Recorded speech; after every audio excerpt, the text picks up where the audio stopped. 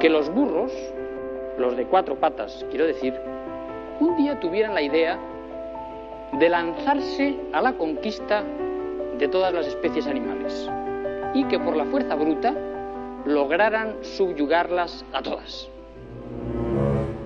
Imaginemos que ese día lanzaban los burros este edicto: por orden del rey de los burros y emperador de todos los animales, a partir de mañana, las vacas, los canarios, los grillos, los perros y todos los animales deberán rebuznar a partir de mañana. Para todas las especies animales, el rebuzno es el único lenguaje tolerado. Esta es la Real Academia Española. El lema, como ustedes saben, es limpiar, fijar y dar esplendor al idioma. Pues bien, una de las misiones de esta academia o de cualquier academia es precisamente la de preservar el idioma. Es decir, que no se nos haga el castellano, como diría Madariaga, castellanqui. La de cuidar que no se nos metan por ahí subrepticiamente toda una serie de palabrejas extranjeroides, que no se nos metan por ahí todos esos vocablos, esos anglicismos, esos galicismos, esos extranjerismos, y que nos vengan a infectar la lengua como una plaga. Este es el salón de sesiones de la Real Academia de la Lengua Española. En torno a esta mesa ovalada se sientan los hombres más distinguidos que por su labor y por su creatividad han contribuido a mejorar y a elevar el nivel de la lengua de su tribu, en este caso de España. Cada cual tiende a defender la lengua de su tribu como si fuera su propia mujer. En los estatutos de la Real Academia Española podemos leer en el artículo primero: el instituto de la Academia es cultivar y fijar la pureza y elegancia de la lengua castellana. Fijémonos bien en estas dos metáforas: pureza y elegancia. Es decir, dos metáforas que vienen a definir como la quinta esencia misma de la feminidad, de lo que es la propia mujer. Este lema y nada es todo uno, como usted comprenderá. Este lema, pues, está ahí desde los orígenes, desde 1713. Y está bien, debió de ser por entonces, cuando se creó también el lema. Pero, en fin, ahora no significa nada, limpia, fija y da esplendor, y nada es todo uno. Lo que se trata no es de limpiar, de fijar y de dar esplendor, sino de darle, le repito a usted, eficacia y flexibilidad a la lengua. Si el diccionario manual e ilustrado de la lengua española de la Real Academia limpiara, fijara y diera esplendor a la mujer, tal como define al perro, en la edición de Espasa Calpe de 1950, en la página 1173. Mujer, F, mamífero omnívoro doméstico, de tamaño, forma y piel muy diversos según las razas, pero siempre con las mamas más pequeñas que las nalgas, las cuales suele asentar la hembra para orinar.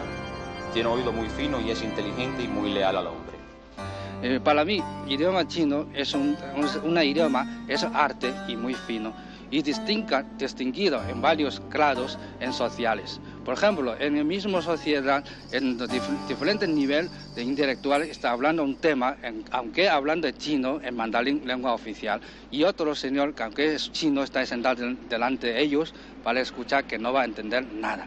Me hace reír el chino. China es difícil porque nosotros muchas veces tenemos el mismo sonido, encuentra 20 o 40 palabras, son iguales. Si ponemos alfabético, llega un momento no podemos distinguir cuáles son cada uno representan, sin embargo con mismos sonidos. Entre ellos tenemos unos 40.000, más de 40.000 caracteres de chinos. La expresión más que todo de los madrileños, por la rapidez que hablan, y hablan en una forma más que todo para mí algo despectiva. La lengua española para mí es una lengua, es muy fino, es muy arte. En lengua española puede que diferente todas declaraciones de sus gramáticas, todo eso no es como nuestros, ¿verdad? Nuestro es otra manera. Y en el sonido de lengua española, como la música. Me parecía un tanto brusco y fuerte la forma de hablar del español. A mí me parece que es muy expresivo y que se puede con él manifestar de una manera abierta los sentimientos, ¿no? No puedo decir que hay uno que me parece mejor, porque a mí me gustan las lenguas orales. Pero sin embargo, una cosa que no debemos olvidar es solamente de hablar. Sin embargo, si es poner a escribirse, es dificilísimo. No solamente para los extranjeros, sin embargo, para nosotros propios los chinos también son difíciles. Hay mucha diferencia en la manera de hablar aquí en Madrid, ¿no? O en Andalucía y las demás ciudades de España, y sobre todo con referencia a Latinoamérica.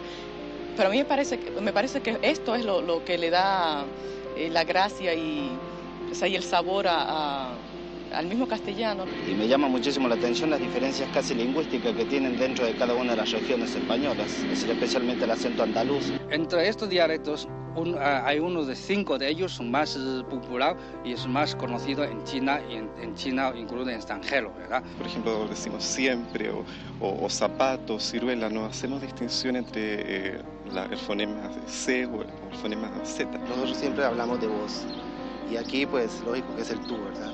Bueno, como me suena, me parece que el español es muy dulce y que tiene miles de sinónimos para poder decir una sola cosa. Pero al principio me gustaba mucho más el vos. Ay, me encanta el español de catalán. Por ejemplo, como Shanghai y mandarín, cantonés, Hunan. Y todos estos son más populares y conocidos. El acento de Buenos Aires, el porteño, ya sería mucho más cantarín, con las R's más vibrantes y con las finales mucho más alargadas, ¿no? Bueno, a mí me puede gustar mucho cómo hablan los colombianos, por ejemplo, cómo hablan en Costa Rica o como se habla en Santo Domingo, ¿no? En mi país.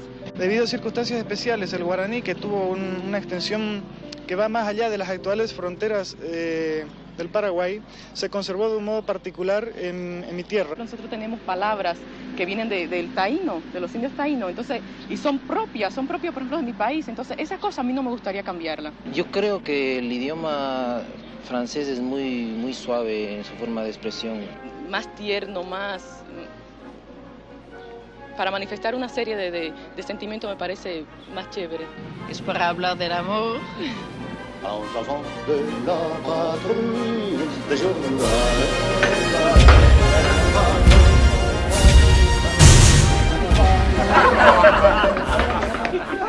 En general se tiende a percibir la propia lengua como la más bella, la más racional, la más lógica y, en definitiva, la mejor. Por el contrario, se tiende a percibir la lengua de otras tribus como menos gratas al oído, como más pobres en su léxico, menos refinadas y, en definitiva, más burdas. Mon petit enfant.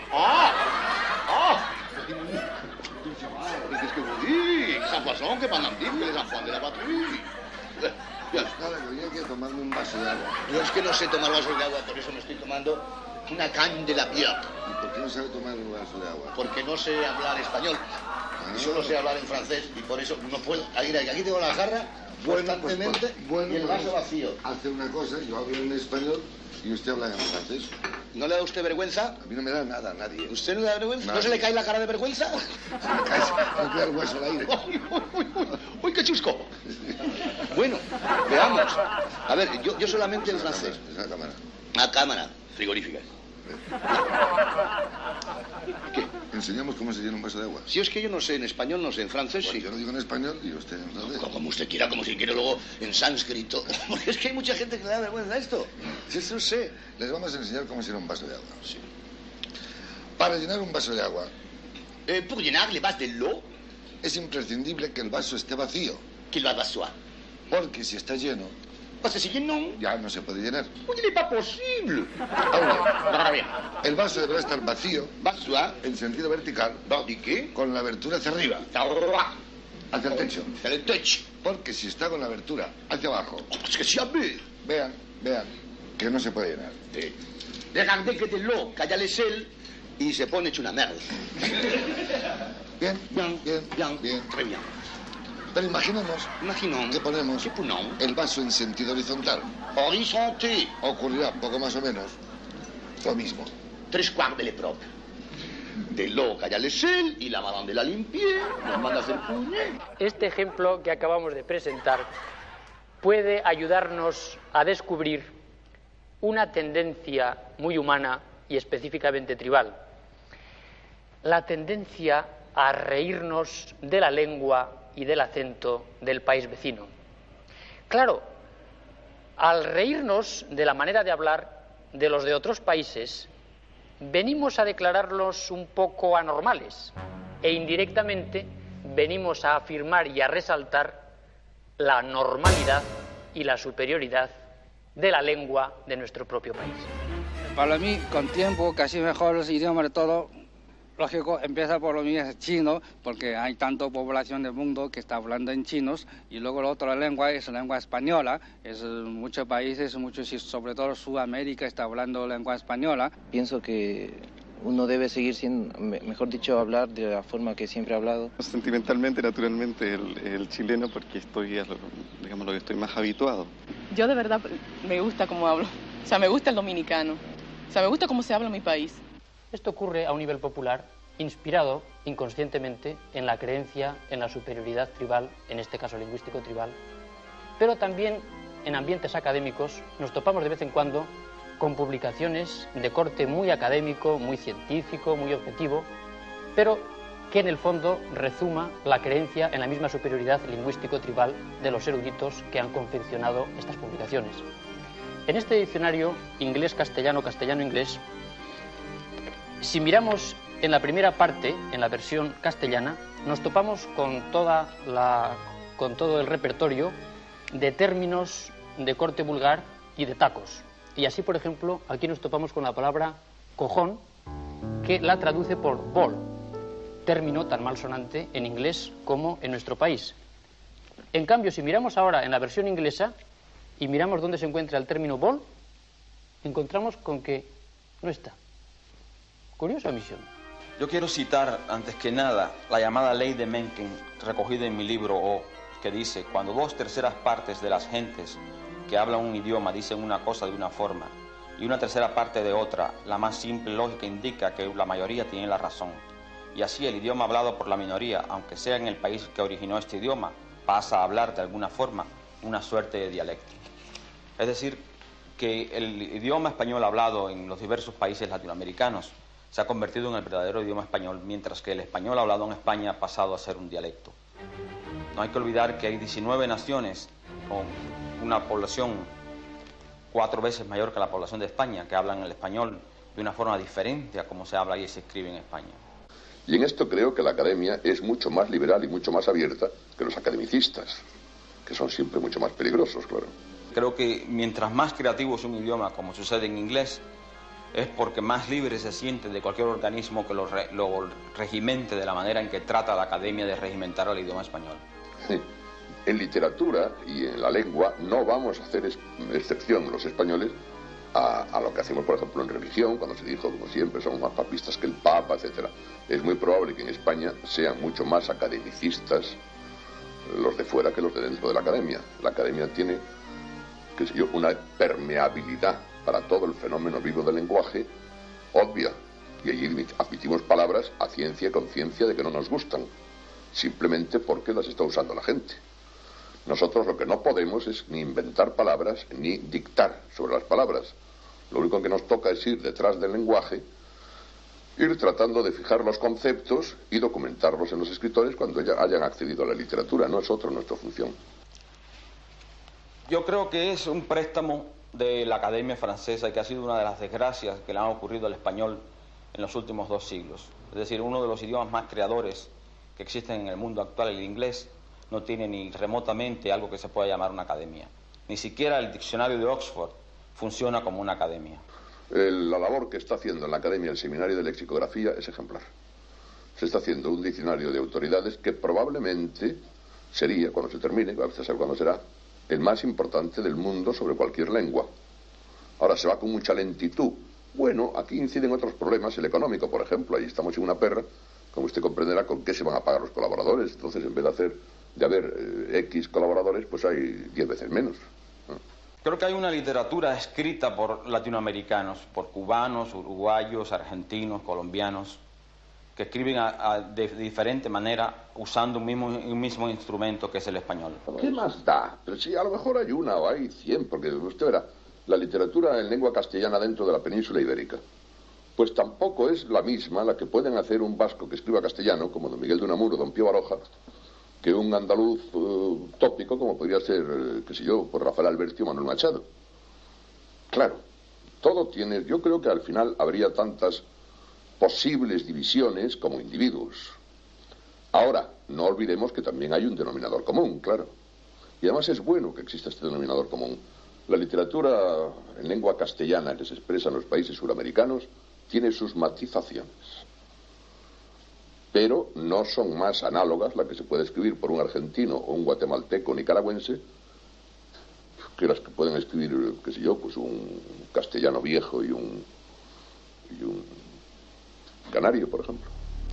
Yo creo que todo intento de unificación es ilusorio, es decir, se va a seguir hablando y van a seguir separándose de España las diferentes formas de hablar el español de América Latina. Se van convirtiendo cada vez más en dialectos del español. Creo que no es casualidad, por otra parte, que los escritores más interesantes que escriben hoy en España no sean de origen español, es decir, que escriban en una zona de España como Cataluña, aunque escriban en español. Mire usted, esto es una consideración crítica. ¿Qué más da? La última gran literatura en prosa en lengua castellana la hizo la generación del 98. Bien, pues en la generación del 98 se encuentra usted con que Unamuno y Baroja son vascos. Azorín era alicantino de Monóvar. Valle Inclán era gallego. ¿Qué tendrá que ver esto? Es exactamente igual. Lo que se trata es de hacer buena literatura.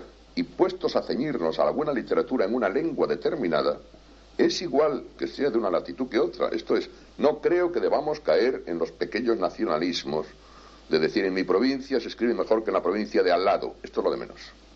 Hay una tendencia a la babelización en general en la literatura contemporánea, no solamente en el idioma español, sino en inglés y en francés. Esto me parece a mí que es muy interesante que ocurra. Yo querría, de alguna forma, usar un idioma que fuera comprensible para más de una nación. Yo creo que la literatura es literatura, y en mi caso es gallega, es castellana por la forma de expresión, es española, aspira a ser más o menos europea, universal, etc.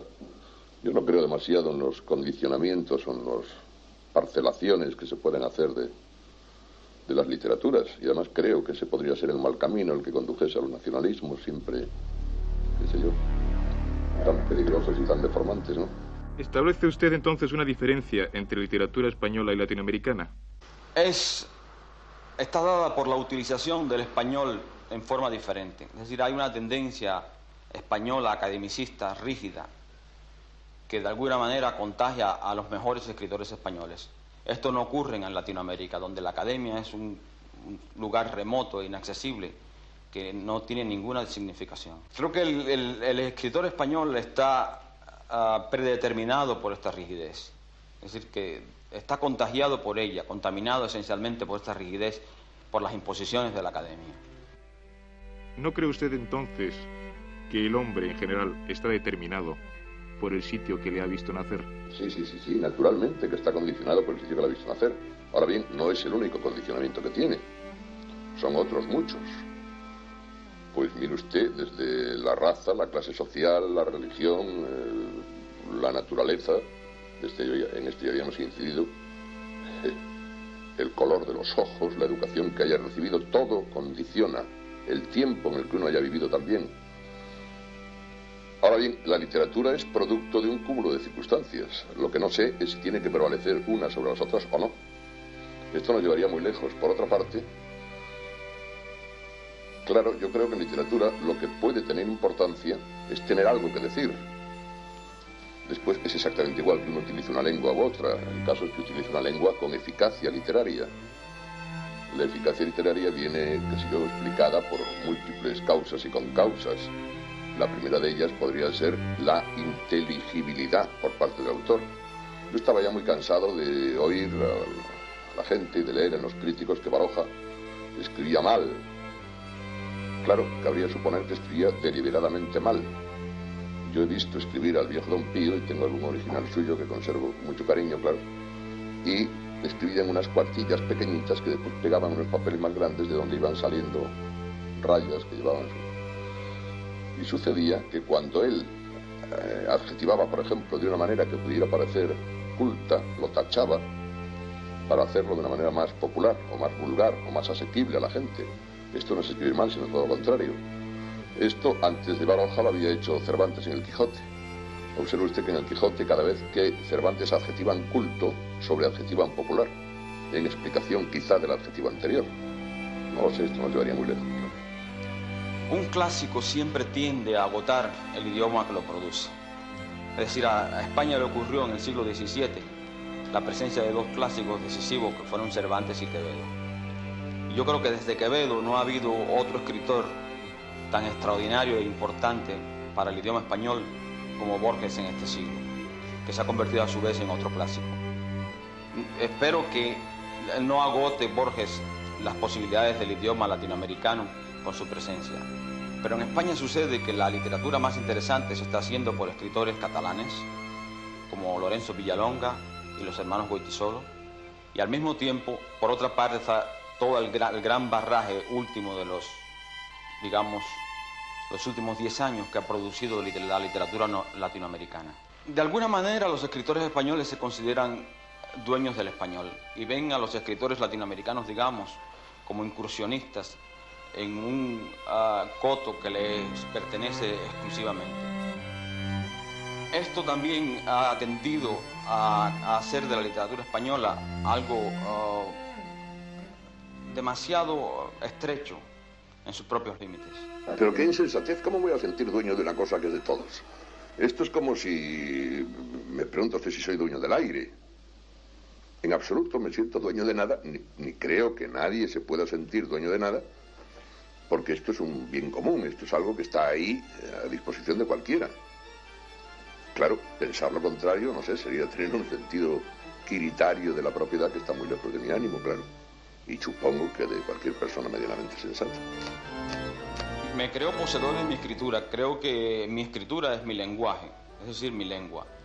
Pero hay una contaminación buscada a propósito del lenguaje de los cubanos, particularmente de la lengua de los habaneros, que yo utilizo mucho en mi literatura. Es decir, yo podría citar ejemplos míos en los cuales haría falta una traducción de esta escritura al español. Yo no soy crítico, yo soy creador, yo soy escritor, por tanto, si le quisiese contestar con honradez, y quiero contestarle con honradez, siempre correríamos el peligro de que me equivocase, porque aquellas estéticas que pudieran estar más próximas a la mía, son las que admitiría y rechazaría todas las contrarias. Entre españoles hay nombres de gran importancia, y le voy a hablar solo de gente más joven que yo, y con una advertencia previa, que voy a dar solo, por ejemplo, 3 nombres, lo que significa que aunque admitiese muchos más, claro, no van a quedar enumerados. Me refiero, pues, a Miguel Delibes, a Juan Goytisolo o a Ana María Matute. Los 3, cada uno por su lado, entre otros muchos, me parecen de una gran importancia. Entre los hispanoamericanos, pues, qué sé yo, ¿qué le voy a hablar? Alejo Carpentier me parece extraordinario, García Márquez me parece magnífico, Mario Vargas Llosa también le voy a dar solo 3 nombres. Sin duda alguna habrá más, eso ya lo sé. La literatura. Literatura es literature en francés y litter es basura en inglés, desperdicio. Mientras rature, de nuevo en francés, es tachadura y lit es lecho, esa cama donde me acuesto a hacer literatura. Solamente en español la literatura no significa otra cosa. Quiero decir finalmente que el idioma español es demasiado importante para dejarlo en manos de los españoles.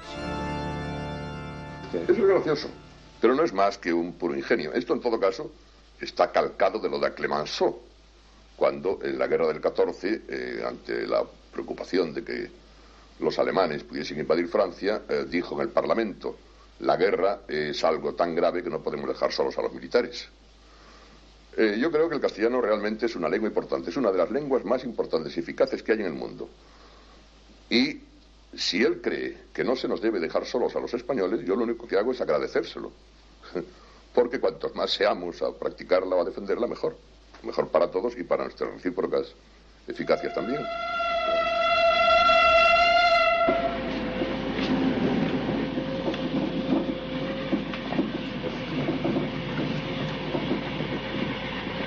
una de las cosas que más nos halaga a cualquiera de nosotros es el saber que nuestro idioma es respetado, considerado y estimado en otros países. Cualquier francés, inglés o español se siente orgulloso de saber que su idioma ha sido adoptado en tantos otros países del mundo y considera este hecho como uno de los logros y glorias más importantes de su nación en todos los tiempos. En 1961 montaba yo por primera vez en un tren francés al cruzar la frontera de Hendaya y entró un viajero, un español que luego me explicó iba a trabajar en la vendimia francesa. Se sentó, dejó su abrigo, fue a abrir la ventanilla y se topó con esta indicación traducida a 4 idiomas, pero no a la lengua castellana.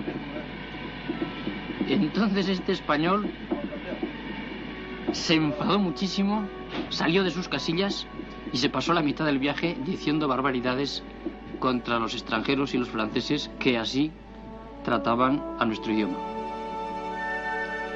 Y es que en efecto a cualquiera de nosotros nos puede herir en lo más vivo el saber que nuestro idioma es despreciado o relegado a último plano en otros países.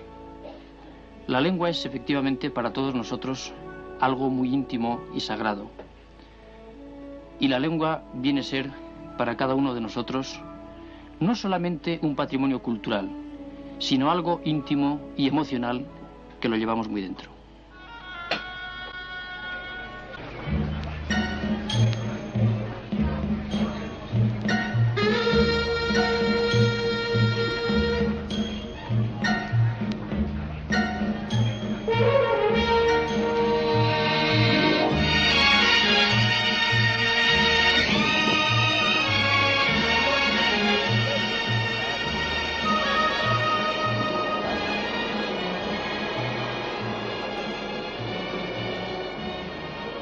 Uno de los inventos ingeniosos que el hombre utiliza para comunicarse es la escritura. Ahora bien, la escritura no es un lenguaje universal e inteligible para todos los hombres. La escritura es otro fenómeno más tribal. Diversos bloques tribales han creado sus propios caracteres distintos e ininteligibles entre sí. De alguna manera, una de las barreras lingüísticas que más pueden distanciar a distintos países es precisamente la escritura. Un español que no sepa alemán todavía podría entender algo al pasearse por las calles de Alemania, pero ¿qué entendería ante un cartel como este escrito en lengua árabe? Bueno, ¿y en árabe? En árabe, o sea, en arabeo, en arabeo. Amayan dahaya. Salahasa. Y en dija mahara. Amana, Salasa. Ni salasa irju. No, Salasa tú. Salasa tú. Maya hana. Asana en poca marica. América, Sifa. No. Asan. Asan Bas. Alaha. With this mole. No, molestia no, molestia. Is not. Is Arabic English. Ah, is Kiaran. Arabic English. Ah, bien, très bien. Maria, la.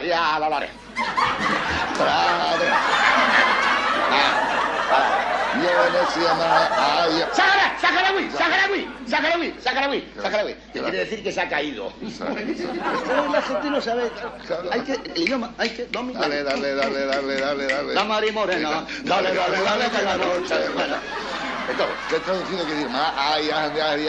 Qué buena. Rosca Mella Pons. Que la rosca. Rosca Mella Pons. Aurelia Fonsecana. Más a perlangas. Aria Hannes Adriano. In nomini Patris Foris. No. Echar sal quiere decir enchar suelo. Echar sal. After Mayan Vihala Adinti Bayet. ¡Hala basana!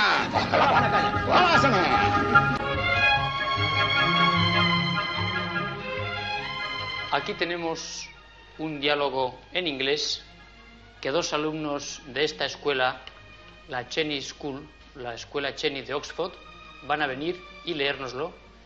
Two volunteers, please, to read this dialogue for me. Okay, do come here, and what you are going to do is you are going to read it for me as a dialogue, okay? Do come. What time is it? 2 to 2. You will be late. It doesn't matter. Everybody is late. Nobody is on time. Is it intelligible for you, this dialogue? Yeah. Okay, go back to your seats, please.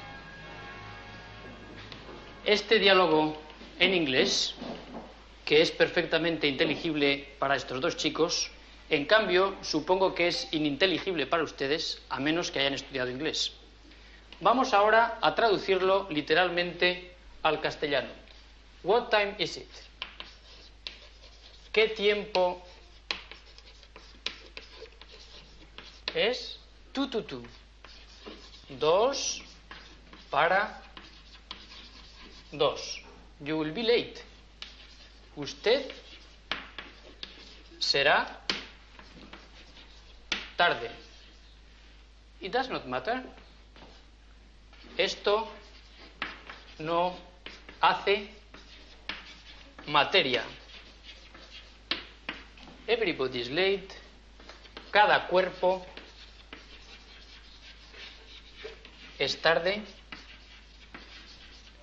Nobody is on time. No cuerpo es sobre tiempo. Supongo que ustedes tampoco comprenden demasiado de este diálogo que acabo de traducir literalmente del inglés. ¿Qué ocurre? Vamos a analizar un aspecto importante de la sociedad humana, que es la lengua. La lengua es una de las características más importantes que diferencia y distingue al hombre de los otros animales, incluyendo al loro y a la cotorra. Es uno de los dones importantes de los que el hombre se siente orgulloso y superior cuando se mira frente a las otras especies animales.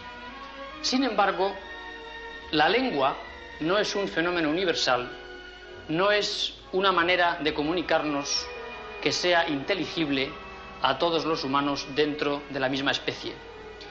Lo que ha ocurrido es que la lengua se nos ha tribalizado y así tenemos hoy en nuestro mundo una serie de lenguas distintas que vienen a ser y correr parejas con las distintas tribus y que entre sí resultan ininteligibles tanto por su musicalidad, por su ritmo, por su vocabulario e incluso por la filosofía que contienen.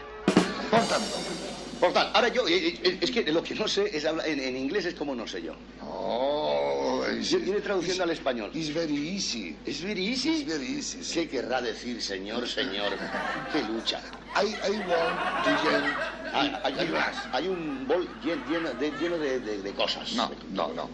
The water. Las gotas. Into the glass. Dentro del glass. El glass, ¿qué quiere decir? No es el glass butano, es otro glass. Ahora bien, o sea, y now. Y now. I will you repeat. Claro, el primo Guillermo le repite a la doncella. No, yo no me puedo idea. O sea, como diciendo, pues no sé. Digo yo, do you like to fuck with me tonight in my bed? Pues él quiere decir, por lo visto, que ¿dónde ha puesto la foca que le regaló su padre leche? Pues algo así. Because I the water into it is not. Y dale, no. Eso ya no, eso ya sabe que no. It's out. Ahora, ya que está usted con esto, sí me gustaría en arameo. ¿Arameo? Bueno, pues sí. En el buen sentido, claro. Esta es la manera elegida. Ahora viene la ballena. Por tanto, la jarra deberá estar en un plano superior al vaso. Eso oui. Porque si está en un plano inferior, ¿Para qué es inferior? Como verán, tampoco se puede llenar. No peut pas l'équipe de les bases. Y por mucho que insistamos, no nos cabría. No nos cabría. Finalmente. Vaso vacío. Vertical. Abertura cerrada. Jarra con agua. Plano superior. Hasta hacer que el chorrito coincida con la abertura del vaso. He querido hacer observar cómo la lengua, además de ser vehículo de transmisión de pensamiento, es pensamiento en sí misma. Es decir, cada lengua, en cada tribu, viene a presentarnos la realidad de una manera específica, concreta y aún única.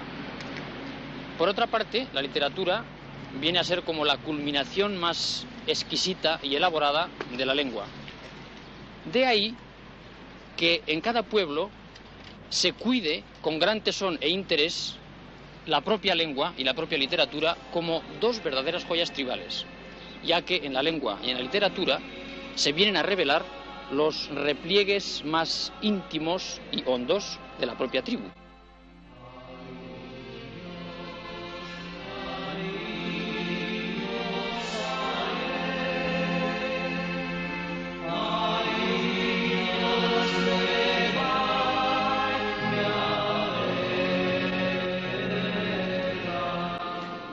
La peripecia tanto de la lengua como de la literatura gallega son muy características. Hay unas características muy propias, muy personales, por decirlo así, difícilmente homologables, palabra que está ahora bastante en uso con otras literaturas europeas. En primer lugar, hemos tenido 2 largos siglos de oro, pero que nos han coincidido en el comienzo de la Baja Edad Media y en plena Baja Edad Media, en los siglos XII y XIII. Es la época de los grandes cancioneros, del cancionero de la Vaticana, del cancionero de Axuda, del Colochi Brancuti, etc. Entonces son más de 1000 poetas, en los cuales hay 100 de excepcional calidad, todos ellos dedicados, una gran parte dedicada al amor y otra gran parte, porque nosotros no hemos tenido épica, no hemos tenido más que lírica, y muchos poetas castellanos, leoneses y andaluces, el Arcediano de Togo, Alfonso Álvarez de Villasandino, que era de Burgos, etc., todos ellos han escrito en gallego porque era la lengua lírica de entonces de la España cristiana. Pero no hemos tenido literatura épica. Hemos tenido en compensación una literatura antiépica, una literatura que tiene, por ejemplo, la importancia en el conjunto de la literatura gallega e incluso de la literatura europea, la importancia que tenga la picaresca en el conjunto de la literatura española. Es lo que se llama el cancionero de burlas o las cantigas de maldecir.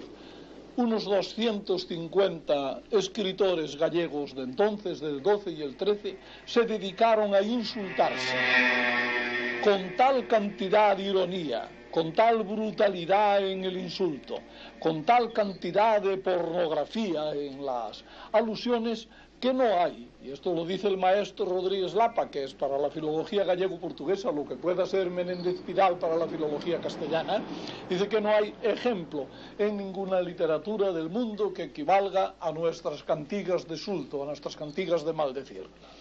Luego vienen años tristes, son los años en que se impone la lengua castellana en el país.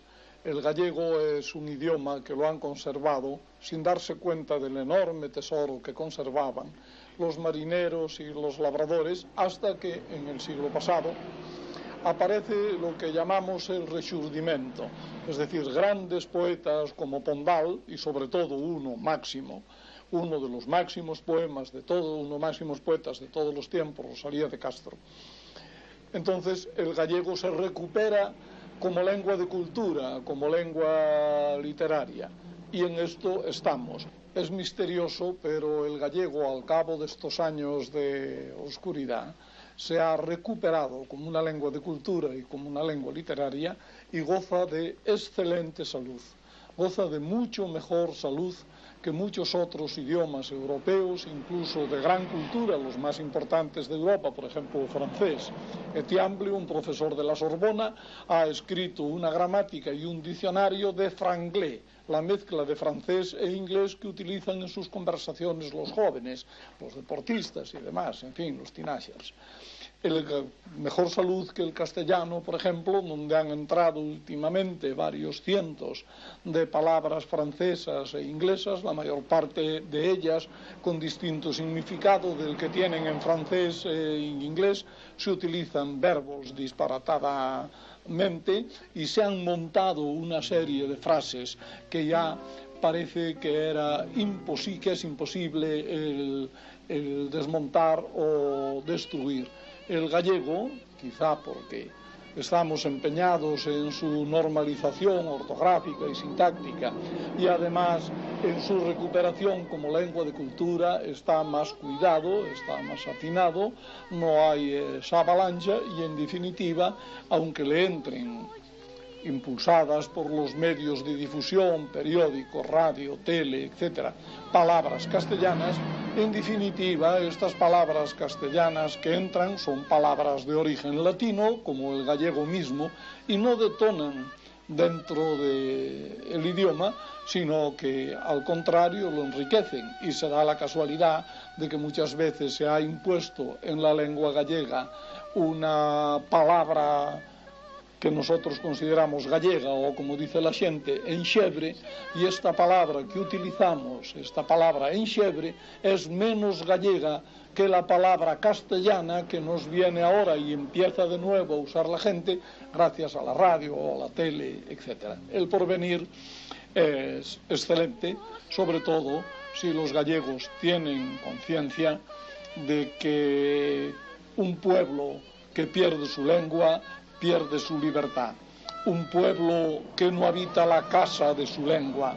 Yo vivo dentro de la casa de la lengua gallega. Un pueblo que olvida que vive dentro de la casa de su lengua pierde una visión del mundo para adquirir otra. Una lengua es la manera de hacerse dueños del mundo que nos rodea y del mundo que vivimos. Y perderla es perder este mundo y tener que ponerse a adquirirlo con otra lengua que jamás corresponderá a estos esquemas mentales que, como los instintos de los animales, tenemos al cabo de los siglos. Todos hemos asistido en este siglo y podemos ver a lo largo de la historia de la humanidad cómo han surgido de vez en cuando brotes de violencia y a veces ha corrido la sangre, precisamente por esta razón, cuando un país ha visto que su lengua era perseguida de una forma u otra. En cambio, la humanidad parece reconciliarse con ella misma cada vez que un país vuelve de nuevo a recobrar su lengua, cada vez que un país ve que su lengua es de nuevo respetada y dignificada. ¿Quién de nosotros no sintió una sensación como de bienestar cuando oímos al rey de España dirigirse a los catalanes en catalán, a los valencianos en valenciano o a los gallegos en gallego?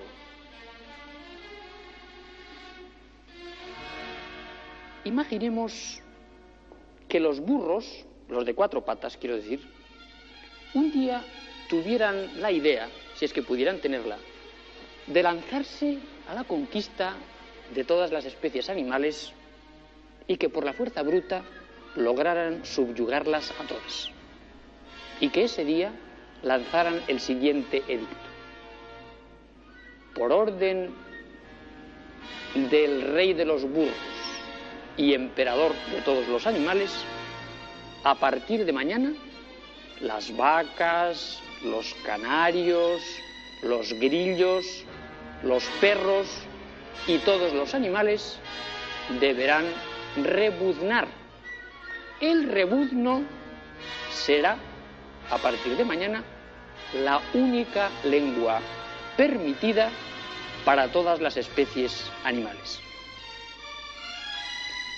Esto naturalmente podría satisfacer la petulancia y esa especie de sensación morbosa de humillar, si es que los burros tuvieran esta posibilidad.